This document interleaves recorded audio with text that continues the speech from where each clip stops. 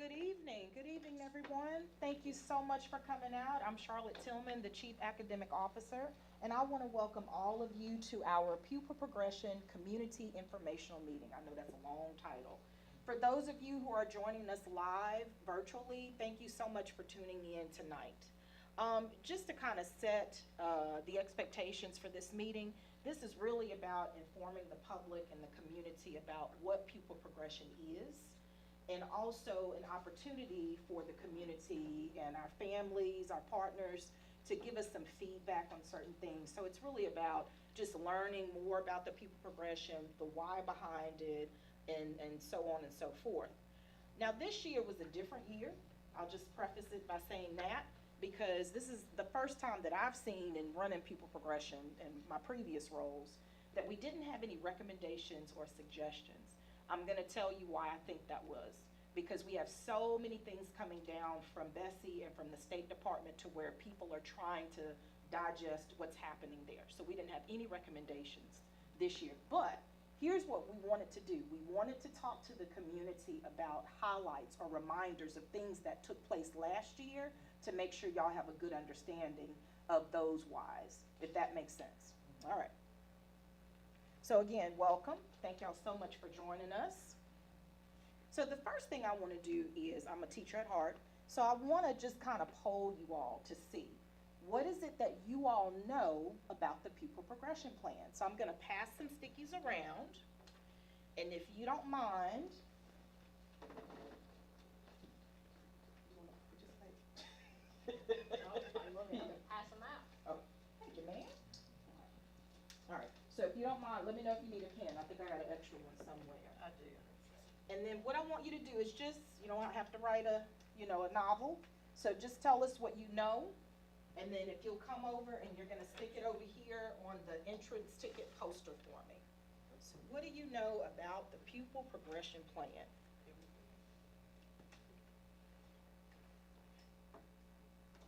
If you don't want to stick it there and you just want to hold on to it, you can. If not, it's up to you.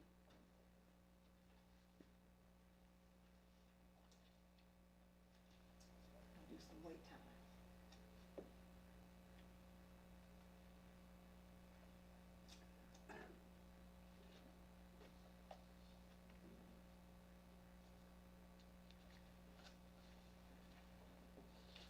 All right, Miss Mingo, the star student. Tell us, Miss Mingo, what do you know about? I gotta say it. Yes, ma'am. Well, what I know about the PPP, the requirements, students must meet certain, I must miscall it. Students must meet certain requirements to advance to the next grade There you level. go. There you That's go. what I meant. There you go. Certain- There you go. Thank you. Do you have another person that wants to share out? I just said it's a document that the school uses to direct the policies and requirements for students' retention. There you go. And just the bottom line, thank you ladies, thank y'all so much. And just the bottom line, community and parents, pupil progression is simply how kids are promoted to the next grade, advanced to the next grade, and how they're retained, okay? Meaning they stay in the grade that they currently are in. So that's what the pupil progression plan, when you wrap it up in a bow, that's what it is. Now we have an outcome. This community meeting is about us coming together to establish and maintain a strong and positive relationship between the school system and the community. When we say community, we're talking about not only parents, but also business leaders. Everybody was invited to this meeting. All right, so here's the agenda and just some housekeeping.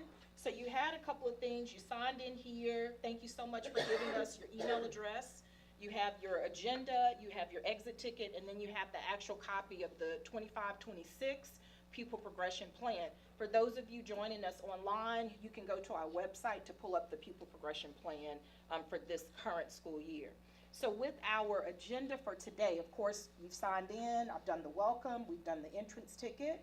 Then we're going to move into the purpose of the pupil progression plan, and also some resources from the state as well as from Bessie. They serve us as a community, school systems all over in the different parishes. Then we're going to move over to our table of contents and the structure of the pupil progression plan, so you'll have a chance to kind of peruse a little bit. And then we're gonna go over those important highlights. And I wanted to preface it by saying this, they're already approved either by the state or by the board, and both. We're just sharing them again because they are so important for us to have a good understanding about. Then we're gonna talk about next steps, so what happens after we have this meeting, and then you're going to have an exit ticket. Now, here with the exit ticket, what we wanna do is, because this is the way that we get feedback from you, is we want you to take a look, in the pupil progression plan, because we may not cover some of the things that you have questions about. So you're gonna take this form, you're gonna look at the page number that it's on in the topic, and you're gonna write in here what you want us to follow up on. We're gonna take this information to the committee, and we're gonna discuss your feedback. Does that make sense? Let me know if y'all have a question before I sit down. I do have a question. Yes, ma'am. So this, PPP is for this current year, this is not for the. It's for the upcoming year, that's right. It's for the Okay, so upcoming year. We're reviewing this year. We're for the reviewing, okay, right. I see. And so, because, here's how we do it, because it's all about, getting input from the schools, from the community, from parents. Okay. And so you would normally have recommendations and suggestions. Mhm. But this year, because so many things are new, we didn't have any recommendations or suggestions. So we're just gonna go over highlights that we know are really important, that we want community members and parents to understand what's happening, okay? All right, so now I'm gonna turn it over to Ms. Pittman, our coordinator of curriculum instruction for secondary. And then also we have Ms. Reeves, and she is our supervisor for elementary curriculum and instruction. And they're going to talk more in depth about the highlights and the why.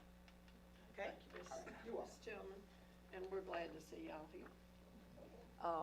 Does it matter which side I stand on? Mr. Tony? No, ma'am. Okay, because I prefer to stand on this side of right-handed.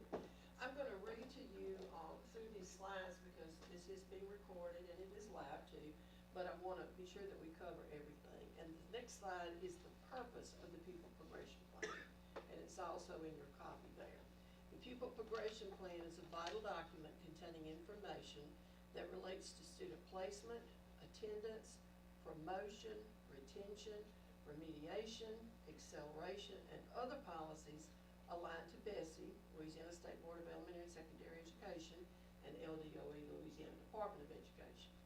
Louisiana state law requires local education agencies to develop and implement a comprehensive pupil progression plan. The plan is used to establish a minimum of standards based on student performance regarding the LEAP, we all know what the LEAP test is, Louisiana Educational Assessment Program, and other Louisiana academic standards. The plan includes adjustments from year to year and is applicable to all schools within a school district. These policies provide guidance to your district staff, your school administrators, your teachers, your parents, as well as students. So if I could interject, so Yes, what ma'am. happens with the policy, because it is policy, I'm sorry that I'm sitting back here, is that you're dealing with three entities. So you're looking at BESE, that's our governing body. You're looking at the LDOE, the Louisiana Department of Education. They provide the guidance for us and set expectations and show us and model for us how to implement these things. And then based on policies, laws, that sort of thing, we take those in, as well as what our school board or our community concerns, and we create our own policies as well. And then we bring all of that together, and that creates this comprehensive plan. Majority of what happens in the pupil progression plan comes from state policy. And so what we try to do, or what we have to do, it's not try, what we have to do is we have to align our policy to what the state, which is the governing body, says we must do. Because at the end of the day, it is about two things, promotion and retention of students, okay? Now, here is our process for the district, which I'm saying most of y'all know what it is. Principals first, I send an email to them, and they're notified to select their committees at school level. And the school level consists of a committee, it's the principal, one teacher, principal's choice, and one parent that currently has students enrolled in our system or our district. I'm So- sorry, I'm gonna interject. Yes. Because what we wanna make sure that we do is we have representation. So you wanna have school leadership, you wanna have the individuals that provide the instruction for students, because you have to have input from teachers. You also must have a parent on there, because you want to hear feedback from parents. And that's how we're able to create the committees for the school. So that's the school-based committee. And at school level, they meet to address, they have forms that I send them an email. And one was a nomination form, but the other one is forms to propose changes to the PPP. So if they recommend a change of some sort, the form shows where they put the change down, page number, and then their recommendation for the change, wording, and the rationale. Not only they have to tell us what they're gonna want to change, but why they would like to change it. I have a question, right Yes. quick. When, from the first bullet, so every school that created this PPP has a parent? Yes. Is that, They're there is supposed to have a isn't there? parent, yes. Not supposed, do they have a parent? No, they Yes, have a do. parent. They have to a turn parent. the community Yes, they people have to into turn it us. Okay. And Okay. it's been approved and it's been done and they've met. Okay. And there were no proposals for changes this year. Well, maybe we need to get some more parents. Okay. Then from there, school level meets, turns in recommendations for change or not. They have like a 2-week window there. And no changes were given to me, no propositions. Then we have the community information meeting, which we are having tonight, where we deliver information. And if there were any proposed changes, we could have told you about that, but there were not for this year. And we also get feedback from you all. Right, feedback. And then from there, we have Wednesday at 4 o'clock, we have our committees, school committees will meet with me and the rest of us here. And we will go over the committee, the pupil progression plan once again and reiterate and look at highlights from last year, which we're gonna do today. Then after that, if it's all good, no changes were proposed, it goes to the superintendent for approval and signature, then to the board, and then we turn it into the Louisiana Department of Education. I think our deadline's October. It's always October 31st. Yeah, October the 31st. Any questions about the district process? Again, the pupil progression plan committee meeting that you're gonna have on the 20th. That's the school along with that parent with them, right? Yes. That's right. Okay. The parent, the principal, and the teacher. Okay. One from each, a group from each school, yes, okay. Uh-oh. There Are we you go. good? Now, Skip if one? you'd like Okay, more I'm sorry. information or resources, we have these 2 websites you can go to, and you know what they are, because we've got educators in here, former educators. First one is Bessie, the Board of Elementary and Secondary Education, and they have their website. You can also go to LDOE's website, which is called Louisiana Believes, and you can find more Just information there. go to the search bar and just type in what you're looking for. It may take you a while with Bessie, so you probably have better luck if you go to the LDOE. Then, in your table of contents, and it's kind of small, but you can see it with your copy that you have there with you. The question always came up before, why is there blueprint, why is there black print? And the blueprint is what we put in as a local education agency. You'll see there's squares in there, or blocks that we type into in the template. Those are what we put in locally. The black print came from Louisiana Department of Education. So you can kind of see, if when you look at it, you're gonna see majority of the pupil progression plan is policy that's from Bessie, LDOE. And then, of course, we have an opportunity in the blue to provide our local policies or to talk about how we're going to implement the policies already set by Bessie. And very quickly, well, I'm sorry, go ahead. So I was gonna highlight some of Yes, this. ma'am. But you have in your table of contents, placement of students in kindergarten, grade 1. You see how it goes, and I'm sure you've already looked at it. Promotion and support for students in kindergarten, grades 1 through 7. Promotion and support of students in grade 8 and high school considerations. Placement of transfer students, support for students. Literacy support is real big. Ms. Charmaine's gonna tell you some things about that for grade 3. Promotion and placement of certain student populations, alternate education programs or placements, due process related to student placement. Ms. Marie knows all about that one. And additional LEA policies related to student placement and promotion, and LEA assurances and submission information. So at the very back is where you're going to see more of the local policies Right. that we have in place. And districts always have to be mindful, because again, you can't just make up just any policy per se, you gotta make sure that you're following what the law says. So we have to be very clear about that. As you can see with the table of contents, those for the most part are fixed, so they don't necessarily change. They will be the same, you'll see every year over and over, that table of contents will remain the same.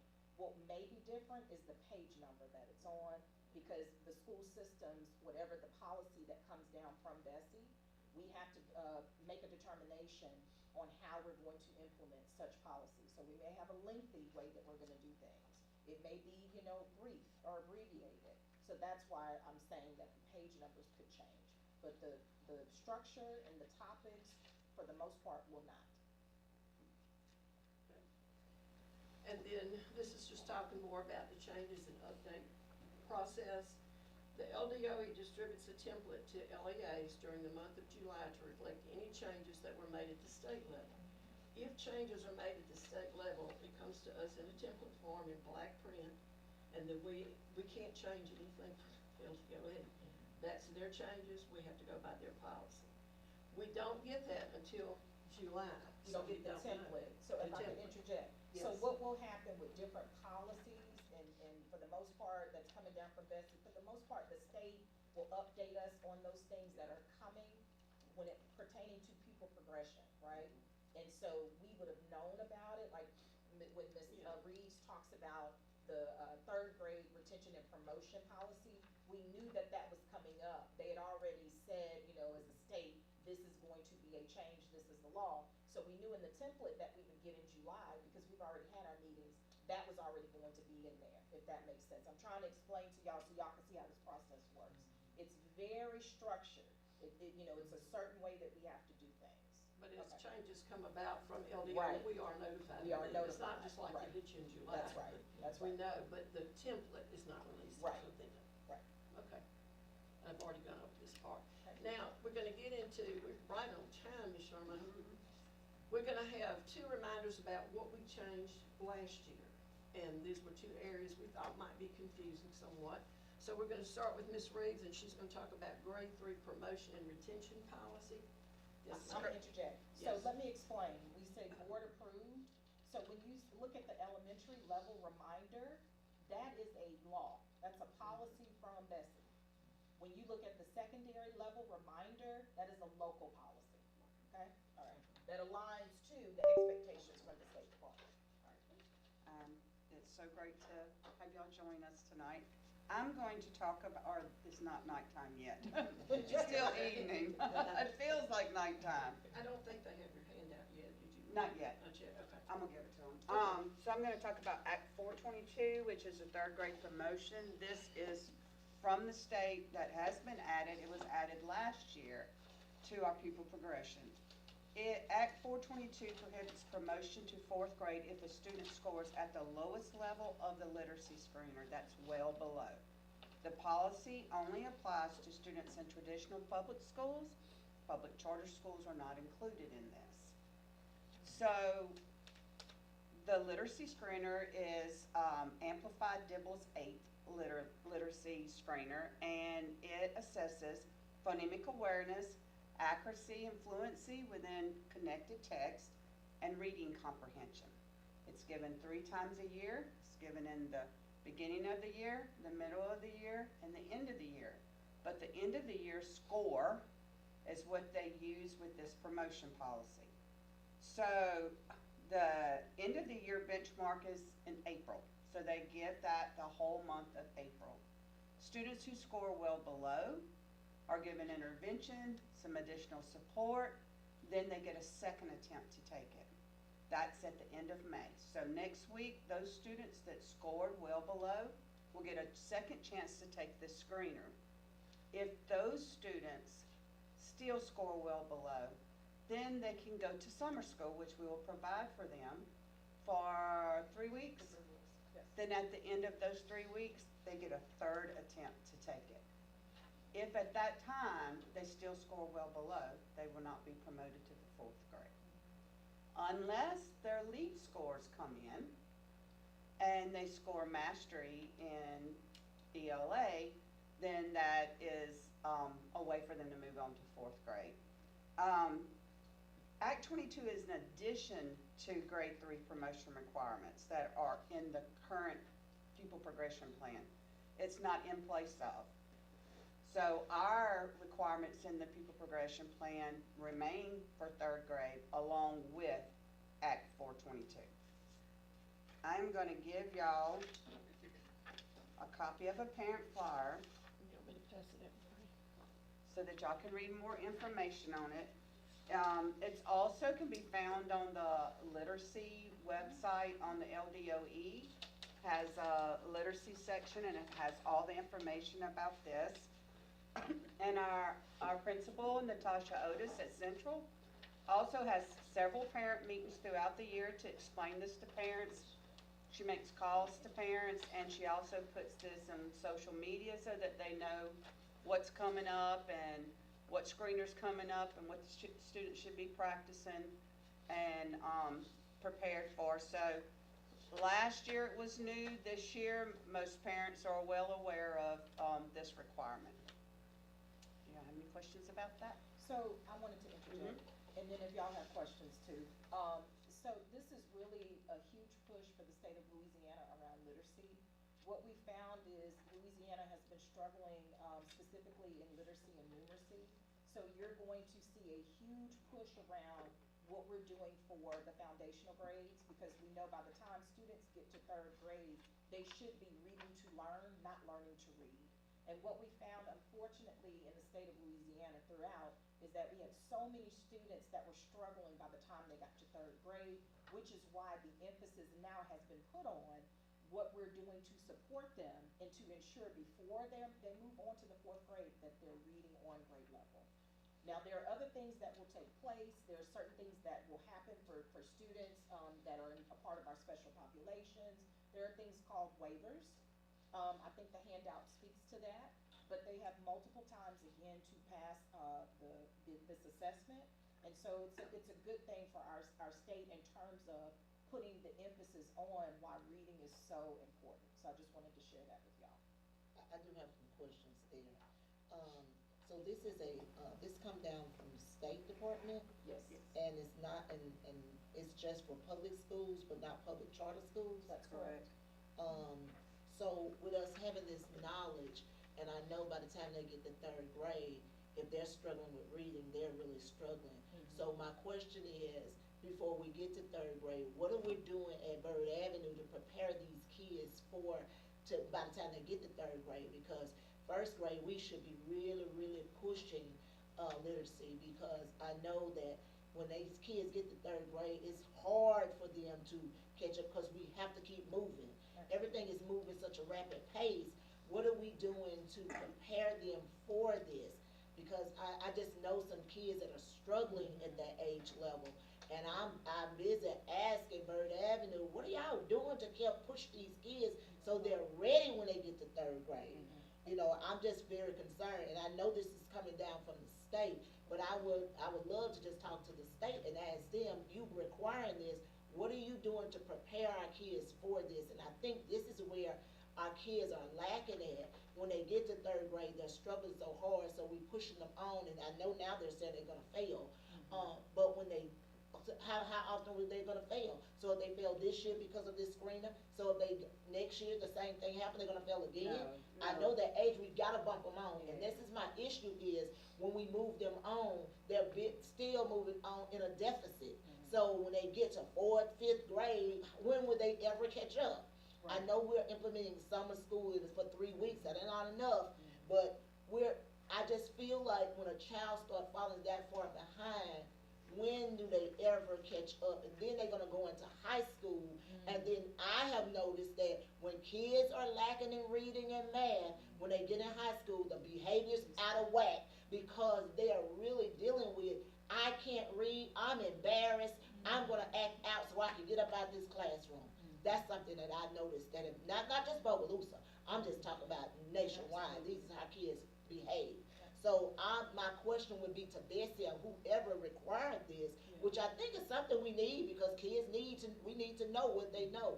But I just challenge that what we're doing at Bird is really preparing these kids for this, not just for the test, for reading period, for literacy, period. It just need to be improved, because what I have seen in years past, that they score really well on dibbles, but when they get to third grade, they can't read. And so something's missing there, something has been missing, and we need to fix whatever it is, it needs to be fixed, so our future kids will be able to, this test will be nothing to them, but just a test. Right. They'll be able to, do well and go on, and then when they get to high school, we won't send them in the 6th grade and they're reading at a 2nd grade level.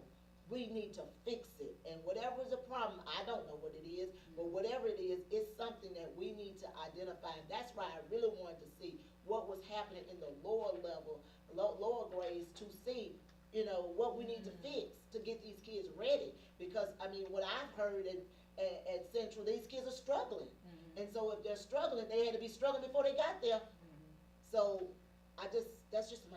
And Ms. Mingo, we all share the same sentiments. There's a deep concern about, not only where our kids are, but kids all across the state. Right. But what I was gonna speak to were there are two things that we saw, that the state saw. So I call it the Texas model. And so what we determined as a state is teachers have not learned how to teach reading, because that's not a part of the pedagogy when we're going through our education programs. So as a result, the state has instituted the Science of Reading program for teachers to get certified. Can I insert? Yes. And as of this year, we should have 100% of our K-3 at the end of this year, we'll have completed the Science of Reading training. At one time, we didn't have very many of them. Right. Then we got a bunch trained and they left. So then we had to start over again. But that's very helpful too. So a big issue. Go Well, I ahead. can speak at the university level too. Yes. Because I'm a professor at Southeastern. Uh-huh. And that is one of the things that we've had to do with our curriculum, Yes. is we have had to revamp every one of our literacy courses to include the science of reading and things like that.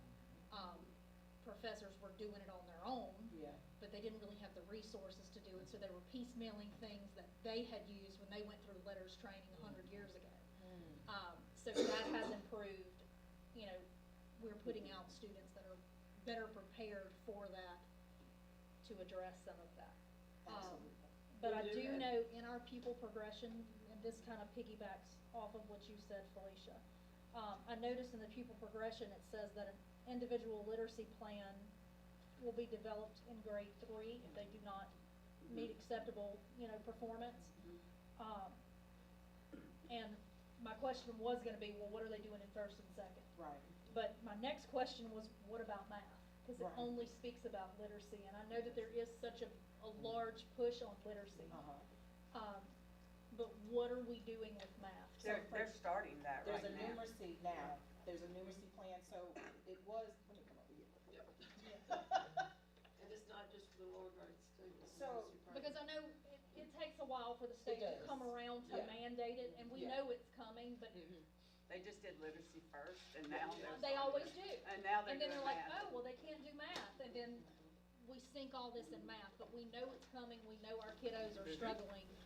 Yep. So why don't we hit the ground running and put that in there? Absolutely. Put it in place now. Absolutely. So, To be that's, proud. the whole state has shifted now to Yeah. numeracy.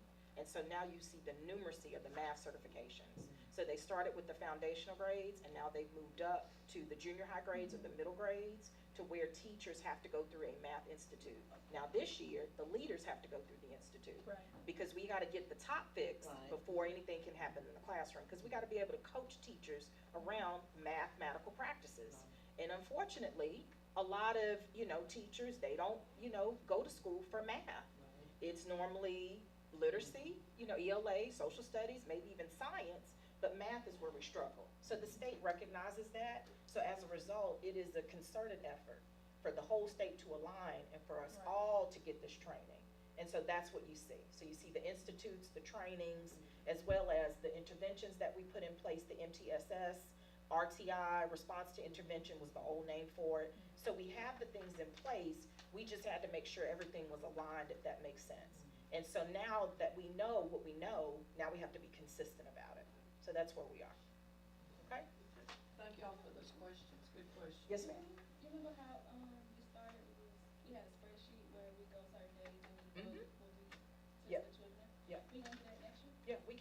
we can. So this year, the schools did it? Were you talking about when we went in and tutored? So the schools did their own tutoring?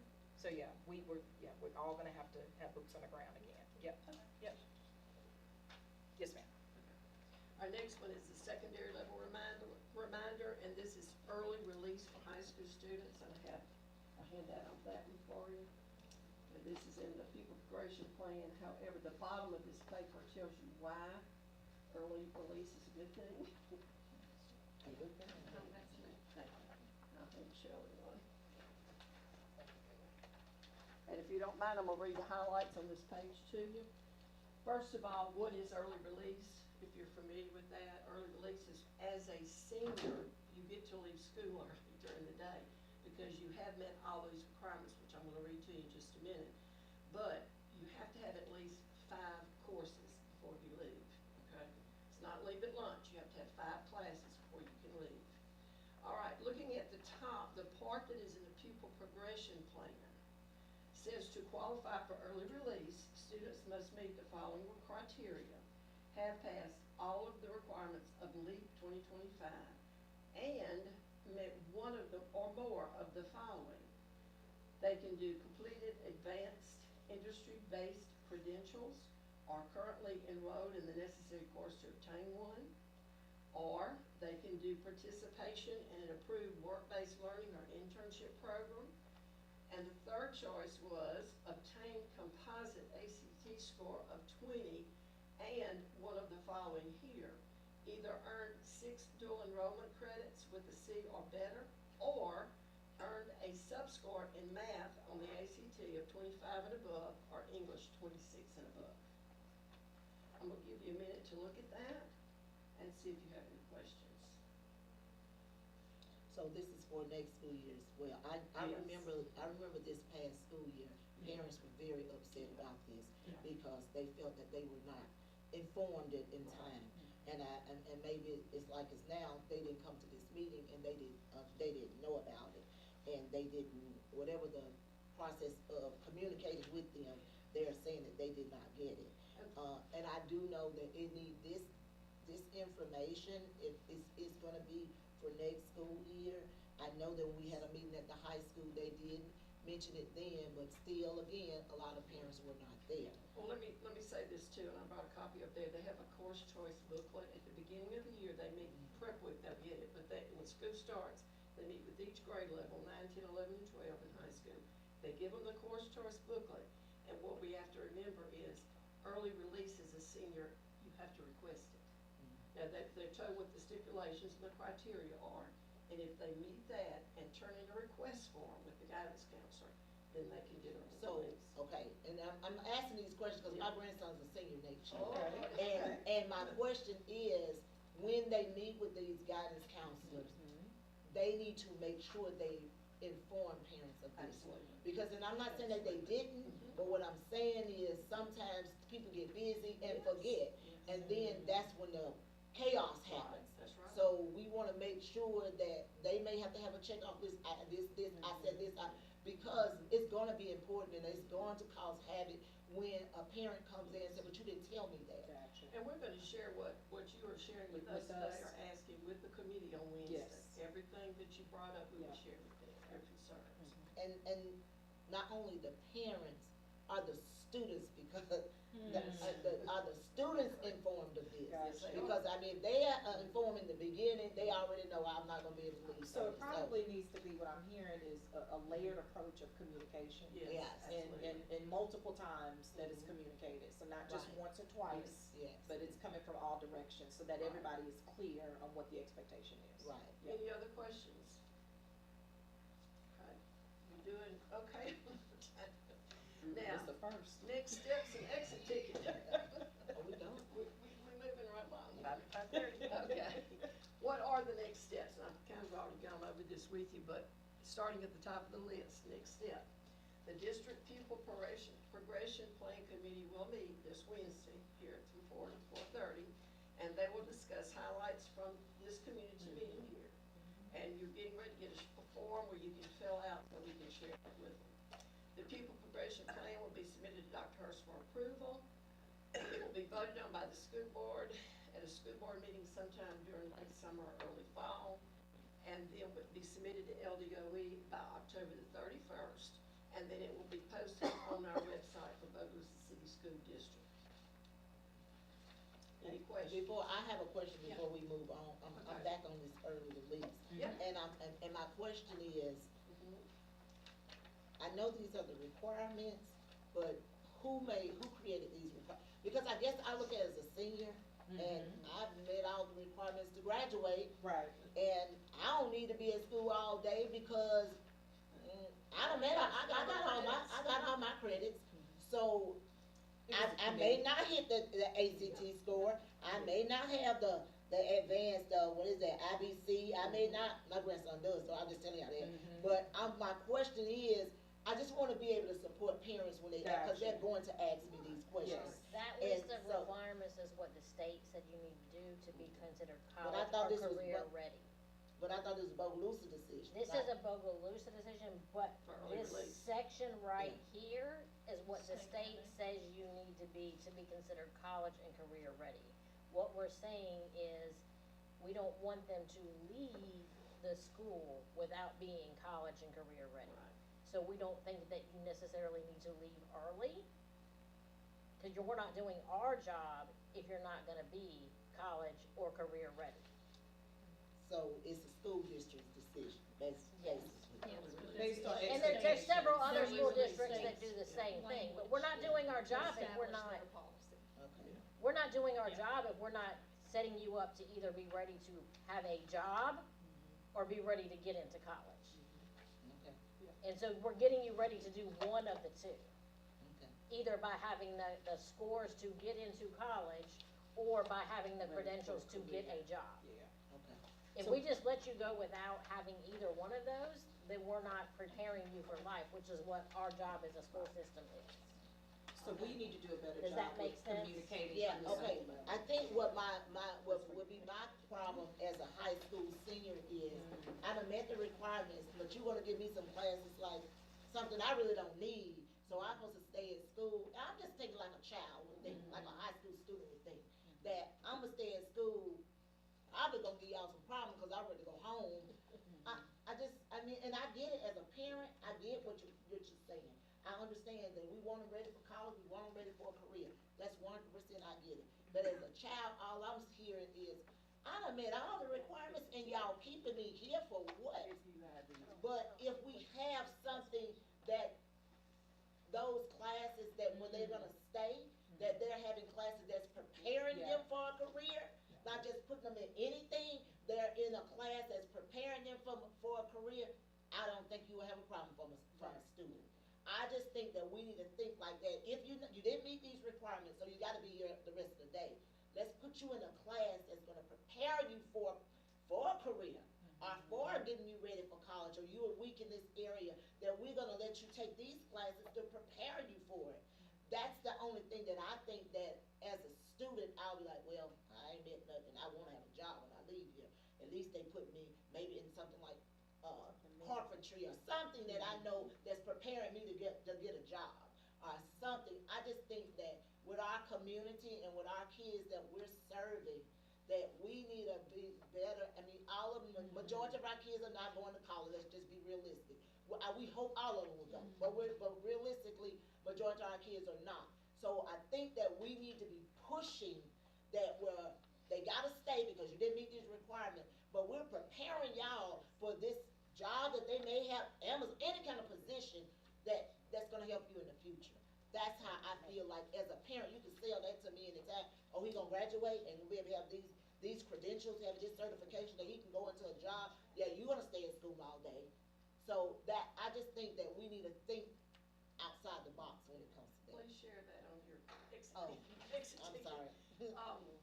What questions or comments do you have, and these things that you brought up, please be sure and put those. Put that down, Please, so and we then can share. make sure that you put your email address or phone number, Yes. however you want to Okay. follow up, and Ms. Pittman's gonna follow up with you. Yes, ma'am. We got a question in the chat, we can't get to the chat. I just told them that you can't see. Yeah, Okay. can they text it to you? Yes. We wanna be inclusive. I didn't even think about that. Question in the chat. Yo, you can read my phone book. Oh, you sure? Yeah, I have one on my own. Okay. I do have a question about the April Dunn Act. In some parts, it says 20% applied to all other courses, and then in other areas it says 15%. So is it 20% or 15%? It should be 15. Can you write down for me where that, it might be a mistake, actually. Can you put down the page number for me on there, that form, so I can look at it, because we had to go back and change it last year. Yeah, I just saw it. it's 15, right? Okay. Is it 15 or 20? 15. I So- said, wait, That was 15. I thought it was 15 too. Well, we'll have to We'll get have it. We'll have Yeah. to research. You're gonna have to change all of the research it, yes. percentages in the Please write layouts, that down because in for me. some, like 9 through 12, it says 20%. But then in 6 through 8, it says 15. But Right. 9 through 12, it says 15 again. Okay, For April I'll have done. to check the form. yeah. For- This is the standard percentage for everybody, so just double check it. Well, April What's the done is standard? different than everybody else. No, it says 20% is applied to all other courses, that's for every gen ed student, everybody gets, like their exam's 20%. Well, an exam is one way, and April done is another way. Something was 5%. April done has a It different weight says- than the other exams. Something Yes. was 5%. I actually just read that the other day. I Because was it says just- 20%, and then this one talks about April done, and it says 15%. Right, April Just done go has check a, and make sure. April done has a different weight than the I other know. exams. But there's 3 different statements, and 2 of them say something completely different in the Oh. same statement. So Yeah, just she'll check have to your check usage. Check on those. it. If it's supposed to be 15, then put it at 15. Mhm. And it's back. Because there's only one that says 20, Okay. but the And- percentages listed go with 20, but then on the other page, they say 15. So I just think that We'll check. section. We'll double y'all check. may It's miss. definitely worth reading And through. that definitely, let me Yes, just ma'am. tell you about the So April it may just be Dawn's that Act. section on page 9. Yeah, it definitely need to be really defined to parents, because, you know, they're confused, like, okay, I know my child, if they don't, they got to take the test, but they don't pass it, there's to be, but they gotta understand that in that classroom, Yeah. it's a certain academic requirement in order for the, and so that's definitely needs to be, definitely, now Nikki did a great job explaining it to me. So I'm just saying that I don't know how many parents that really need that explanation, they may not come and ask, they may not even know to ask that question. All of that should be But, explained in the yeah, IEP it definitely meeting, should where be they're, that beginning where they're explained, talking about that April done, they explain the act, explain the Gotcha. requirements. Yeah. That should be taking place in that IEP meeting, because it is very specific for the kid. Yes, The yes. standard may be, Yeah, right. but how it relates to that kiddo, Yeah, that should be discussed in detail in that IEP. And if I'm not mistaken, when they kind of do that April done, that first one, I think they have several people that come to the IEP. You know, I think yeah, Nikki does yeah, go. yes, And they yes. do explain it to them. If they attend. Right, But you know, that sometimes is an issue too. right. They gotta So- chase them down. We had a couple of questions online, so I'm gonna address some of the questions, and then I'm gonna have Ms. Pittman, I'm gonna have you to follow up. Okay. So one question was, and this is a good one, who's on this committee? And then what parents represent the community and how are they selected? And so we have a form that they fill out. I'm not sure who the specific parents are, but I know that we have 4 parents. 3 parents is, well, Three, 4, four, because it's it's 4 four. teams. Yeah, it's 4 parents, 4 teams. And so, and they are selected through the school. So the school has their IOT or their leadership team. I know when I was the principal, I had parents that were very active in the school, or maybe some of the parents showed an interest in policy. So I said, oh, you'd be good for pupil progression. So that's how they're selected in that form, or that way. Let's see. This is a good one. If the goal is to get the community involved, why isn't this meeting heavily advertised? So I know we posted it on Facebook, we did an advertisement in the paper, we ran that for about 2 or 3 weeks. And then, did we put it on the It's on website the as well, website, too. as well? So the only other thing that I could see us doing is to get it out through the schools, through their Facebook pages. I think one thing that Maybe could have a J happened call. was, they should have did a J call today. Oh, okay. Because Yeah. I didn't, Gotcha. something just told me, and I said, wait a minute, when that meeting is? Gotcha. And I text somebody in the school system asking them, is that meeting today? Mhm. What time is it? Yeah. So for some reason, I thought it was at 10 o'clock this morning. Gotcha. And so if it would have been a J call, that Yeah. it'd just have been a reminder to Okay, parents. so we'll do We that, can we'll add do a that J to call. it, yeah. And then here's another one, handouts, I'll put those online, I'll put those on our website, give me till tomorrow to do that. Okay. And then, The other things we're gonna have, Ms. Pittman, cause I think it's gonna take a little time for us to pull the data, we're gonna have you to follow up, Okay, okay? yes, ma'am. All right, well, we appreciate you Sure all for do. coming out, we thank you so much for taking time out of your busy schedule, and we appreciate the feedback, we're gonna share your feedback, if you wanna make sure that we get that form from you, so we can share that with the committee, so that it is, you know, feedback from you all. And we appreciate all that you do, and we just can hope to continue, and we will continue to get better and better. So, thank y'all.